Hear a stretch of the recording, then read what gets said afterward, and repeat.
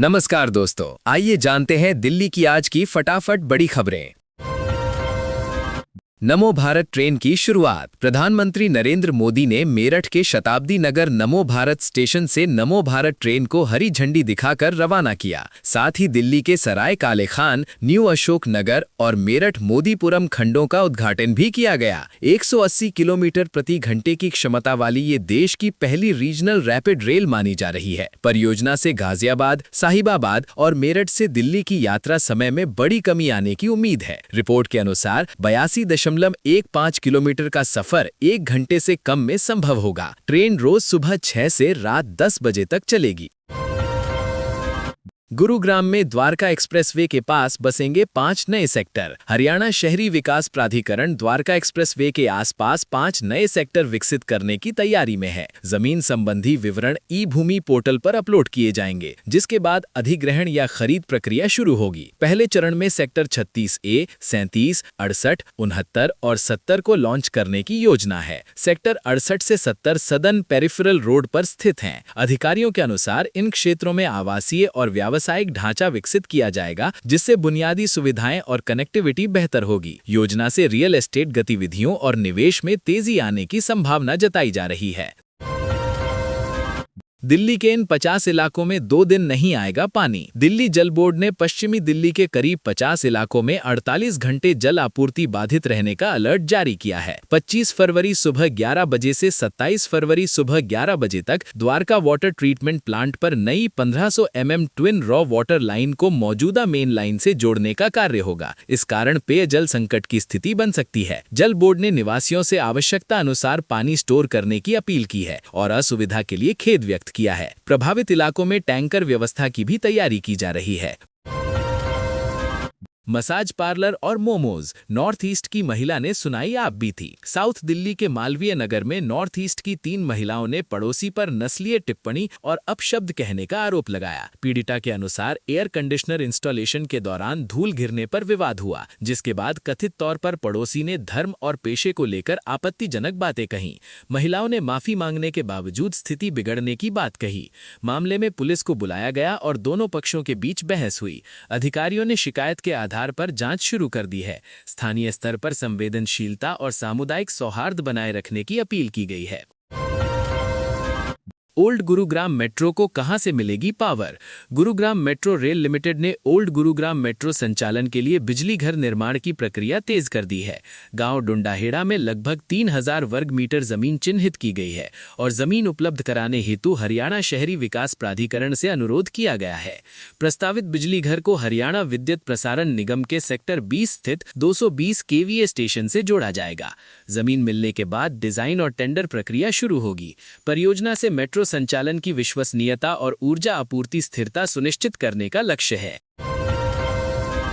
दिल्ली विधानसभा और लाल किला को बम से उड़ाने की धमकी भरा ईमेल मिलने से सुरक्षा एजेंसियां सतर्क हो गईं। ईमेल धौला कुआं स्थित एक स्कूल को सुबह प्राप्त हुआ, जिसमें सुबह 9:11 पर धमाके की चेतावनी दी गई थी। सूचना मिलते ही पुलिस और अन्य एजेंसियों ने दोनों स्थानों के आसपास सघन सर्च ऑपरेशन चलाया। फिलहाल कोई संदिग्ध वस्तु बरामद नहीं हुई है। अधिकारी ईमेल के स्रोत और विश्वसनीयता की जांच कर रहे हैं। प्रशासन ने नागरिकों से अफवाहों से बचने और सतर्क रहने की अपील की है।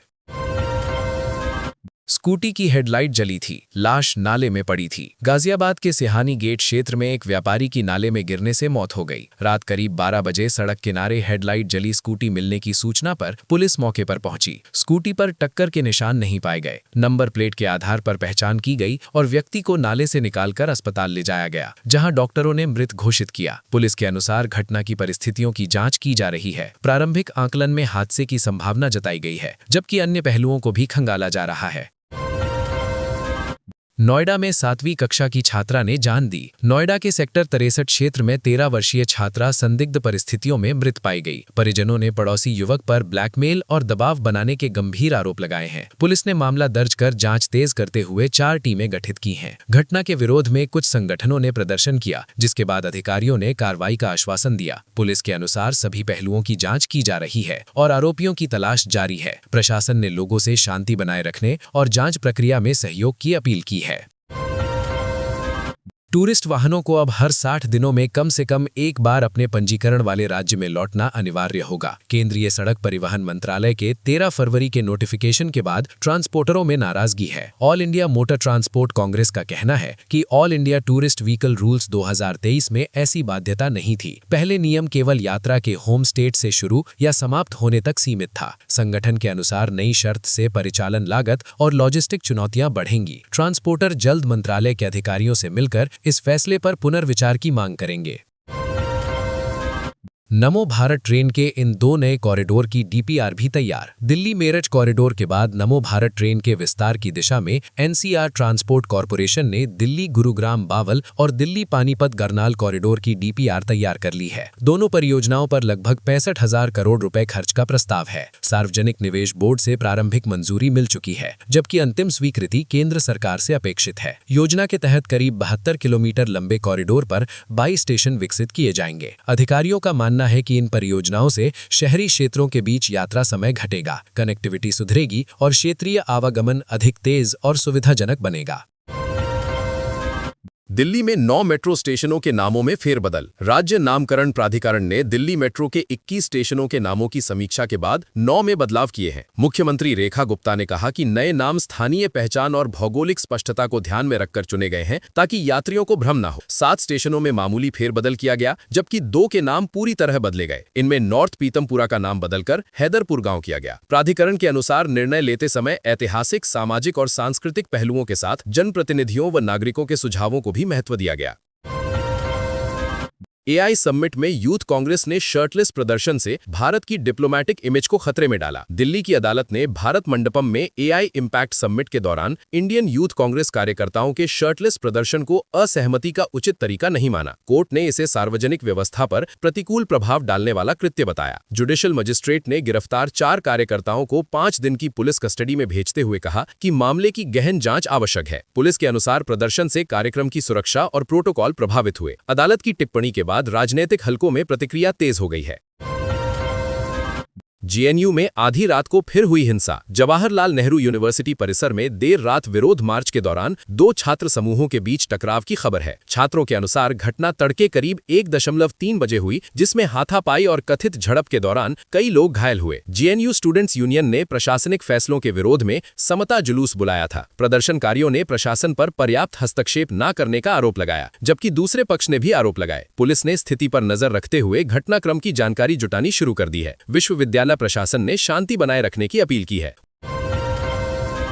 मुंह कमर पर मारे लात घूसे, कहा कभी मां नहीं बन पाएगी। दिल्ली में 19 वर्षीय छात्रा से मारपीट के आरोप में युवक को गिरफ्तार किया गया है। पीड़िता का इलाज सफदरजंग अस्पताल में जारी है। पुलिस के अनुसार शिकायत के आधार पर मामला दर्ज कर जांच शुरू की गई है। छात्रा ने आरोपी पर गंभीर आरोप लगाए हैं, जिनकी सत्यता की जांच की जा रही है। अधिकारी मेडिकल रिपोर्ट और अन्य साक्ष्यों के आधार पर आगे की कार्रवाई करेंगे। घटना के बाद सुरक्षा और महिला संरक्षण को लेकर सवाल उठे हैं। पुलिस ने आश्वासन दिया है कि कानून के अनुसार सख्त कदम उठाए जाएंगे। दिल्ली के मंगोलपुरी में सिगरेट नहीं देने पर नाबालिग की चाकू मारकर हत्या। मंगोलपुरी थाना क्षेत्र में 17 वर्षीय नाबालिग की हत्या के मामले में पुलिस ने 3 नाबालिग आरोपितों को हिरासत में लिया है। वारदात पुलिस बूथ के पास हुई। जांच में प्रयुक्त हथियार बरामद किया गया है। पुलिस के अनुसार मृतक हाल ही में बिहार से दिल्ली आया था। घटना के कारणों और परिस्थितियों की विस्तृत जांच जारी है। स्थानीय निवासियों ने सुरक्षा व्यवस्था पर चिंता जताई है। अधिकारियों ने कहा कि सभी पहलुओं की जांच कर उचित कानूनी कार्रवाई की जाएगी। क्षेत्र में गश्त और निगरानी बढ़ा दी गई है। होली पर बड़े हमले की साजिश, भीड़ भाड़ वाली जगहों की रेकी। दिल्ली पुलिस की स्पेशल सेल ने संदिग्ध आतंकी मॉड्यूल की जांच में संभावित साजिश के संकेत मिलने की बात कही है। अधिकारियों के अनुसार नेटवर्क के तार विदेश में बैठे हैंडलरों से जुड़े बताए जा रहे हैं। जांच एजेंसियां फंडिंग, संपर्क और गतिविधियों के पहलुओं की पड़ताल कर रही हैं। पुलिस ने सुरक्षा व्यवस्था मजबूत करते हुए संवेदनशील और भीड़ भाड़ वाले इलाकों में निगरानी बढ़ाई है। मामले में लश्कर-ए-तैयबा से जुड़े संभावित लिंक की भी जांच की जा रही है। एजेंसियों ने नागरिकों से सतर्क रहने और संदिग्ध गतिविधियों की सूचना देने की अपील की है।